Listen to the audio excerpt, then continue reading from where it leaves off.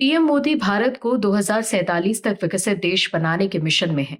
PM Modi लगातार अपने संबोधन में विकसित भारत 2047 का जिक्र करते हैं। पीएम मोदी लगातार देश को विकसित बनाने की दिशा में काम कर रहे हैं।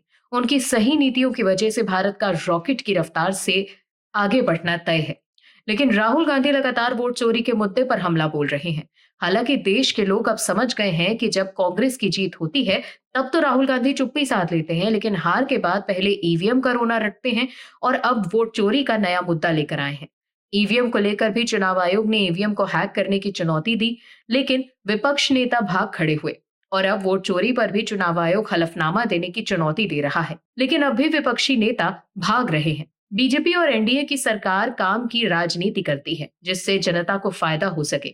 अब एक बार फिर राहुल गांधी बिहार में यात्रा निकाल रहे हैं वोट चोरी का आरोप लगाकर, लेकिन बिहार में एनडीए सरकार ने बड़ा बम फोड़ दिया। क्या है पूरी खबर, बताते हैं आपको इस रिपोर्ट में। भारतीय चुनाव आयोग पर मतदाता धोखाधड़ी और वोट चोरी का आरोप लगाते हुए लगातार अभियान चलाने के बावजूद कांग्रेस पार्टी एकमात्र राष्ट्रीय पार्टी है जिसने ईसीआई की चल रही अव्यवस्थित बातचीत प्रक्रिया में भाग नहीं लिया। आयोग पिछले 3.5 महीनों से राष्ट्रीय और राज्य स्तरीय राजनीतिक दलों के साथ बातचीत कर रहा है, लेकिन कांग्रेस ने बार बार टालमटोल की और अंततः जवाब देना बंद कर दिया। आपको बता दें, राहुल गांधी गंभीर आरोप लगाने से मुकर रहे हैं, फिर भी उन्होंने सत्यापन योग्य सबूत नहीं दिए हैं, तब भी जब ईसीआई ने शपथ लेकर सबूत मांगे थे। ये स्थिति कांग्रेस और देश की सर्वोच्च चुनाव संस्था के बीच बढ़ती दरार को रेखांकित करती है। इस मुद्दे पर घिरने के बाद अब बिहार में राहुल गांधी और तेजस्वी यादव के लिए बोलना मुश्किल हो गया है। दरअसल बिहार में औद्योगिक विकास के मद्देनजर और युवाओं के लिए रोजगार के अधिक अवसर पैदा करने के लिए मुख्यमंत्री नीतीश कुमार ने बिहार औद्योगिक निवेश प्रोत्साहन पैकेज 2025 की घोषणा की। इस पॉलिसी के तहत राज्य में उद्योगों को और निवेश को बढ़ावा देने के लिए कई रियायत दी जाएंगी।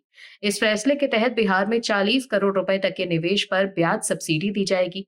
साथ ही नई इकाइयों को स्वीकृत परियोजना लागत का 30% तक शुद्ध एसटी की प्रतिपूर्ति 15 वर्षों तक की जाएगी। इसके अतिरिक्त 30% तक पूंजीगत सब्सिडी भी प्रदान की जाएगी। नई नीति के तहत निर्यात प्रोत्साहन की सीमा 14 वर्ष की अवधि के लिए 40 लाख रुपए प्रति वर्ष की गई है। इसके अलावा कौशल विकास, पर्यावरण संरक्षण, नवीनीकरण, ऊर्जा उपयोग, स्टैंप ड्यूटी एवं भूमि रूपांतरण शुल्क की प्रतिपूर्ति, निजी औद्योगिक पार्टों को सहयोग, साथ ही पेटेंट पंजीकरण एवं गुणवत्ता प्रमाणन हेतु सहायता देने का भी ऐलान किया गया है। बिहार में निवेश को बढ़ावा देने के लिए इस नई नीति के तहत ये भी निर्णय लिया गया है कि बड़े निवेशकों जैसे कि 100 करोड़ से ज्यादा का निवेश करने वाली एवं 1000 से ज्यादा प्रत्यक्ष रोजगार सृजित करने वाली औद्योगिक इकाइयों को 10 एकड़ तक भूमि निशुल्क आवंटित की जाएगी।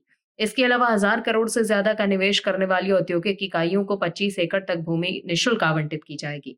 फॉर्च्यून 500 कंपनियों को 10 एकड़ तक भूमि निशुल्क आवंटित की जाएगी। इस योजना के लाभ के लिए निवेशकों के 31 मार्च 2026 से पहले आवेदन करना होगा।